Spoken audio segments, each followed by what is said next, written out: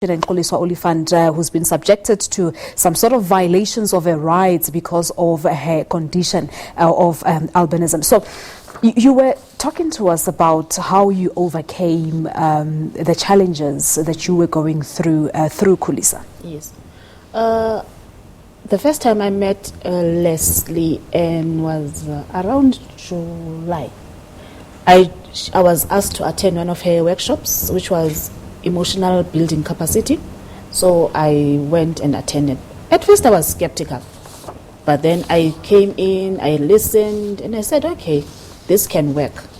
Because in her workshops, she teaches us tools on how to cope on a daily basis, emotional capacity, resilience, understanding what your part in a community and in society is, which are the tools that you basically need.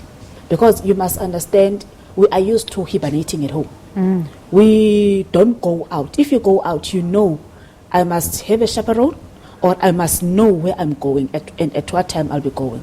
Because to a normal person, I'm an ATM. I'm a working ATM. Because when they see me, they see dollar signs. My body part has a price tag of its own. Each and every body part of mine has a price tag. So she taught us, you must adapt. And then again, it's two-way. I must approach my community where I live, and then I must be able to answer their questions. Because if I stay in my house and don't allow them to at least come into contact with me, it's not going to work. But when interacting with your community members, what sense did you get about their thoughts on albinism? Is it lack of education thereof? It is lack of education. But basically, we don't allow them to come into our space. We don't tell them how we feel. We don't tell them how do we want to be treated. We don't show ourselves as a normal human being. Like where I stay, I'm like everybody else. There's nothing special about me. They know me. I walk in, it's so close in my community. At every time they see me, they wave. They wave, yeah. They've embraced me to that level.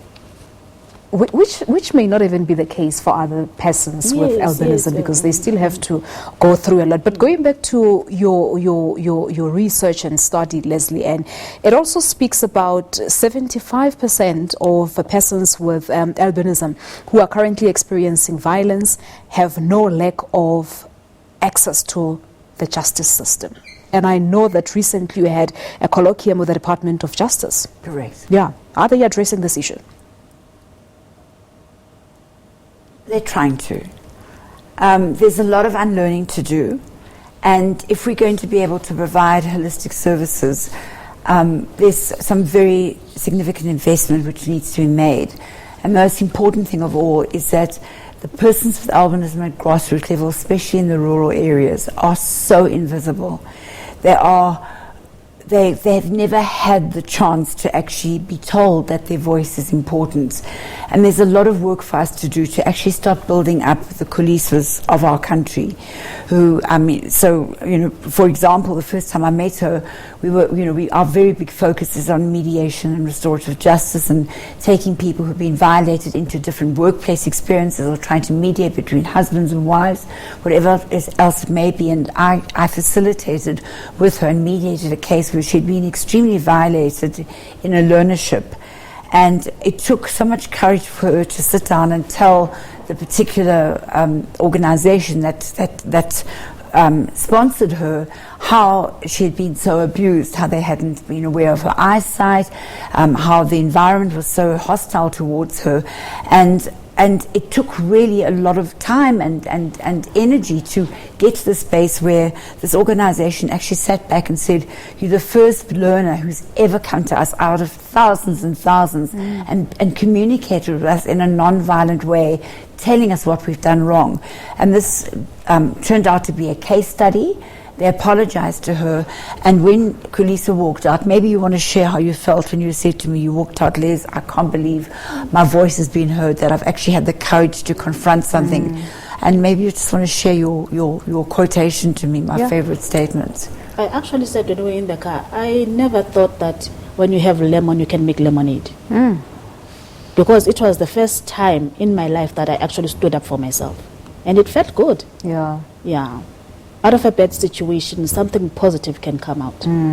So you're able to turn your scars into stars, Yes. so they say. Yes, absolutely. All right, but of course, listening to that particular story on how she was violated, it actually takes me back to the issue of a lack of education that companies, that the employers have on persons with disabilities. So it certainly looks like there is really still a long way to go. There's It a long is, way it to go, is. yes, with our communities, with our employers, with the seaters in schools. Another research we did is that 100% of children with albinism in schools are faced with hate speech almost every single day Yeah, of their that's what she lives. was saying earlier. It is just horrendous. And in our country, I think our South African people have Ubuntu so near to the surface of their skin, and the forgiveness can be so forthcoming. But unless we start learning to communicate with each other, unless we have more healthy dialogues, unless we can start telling each other how we feel about our circumstances, the healing won't come. But the job is mammoth, but it's not difficult. No, because we certainly. need to be able So to just talk. we're observing the 16 days now. What would you like to see going forward for women specifically with albinism who've been violated in a way or another? I would love to see the government coming in on this.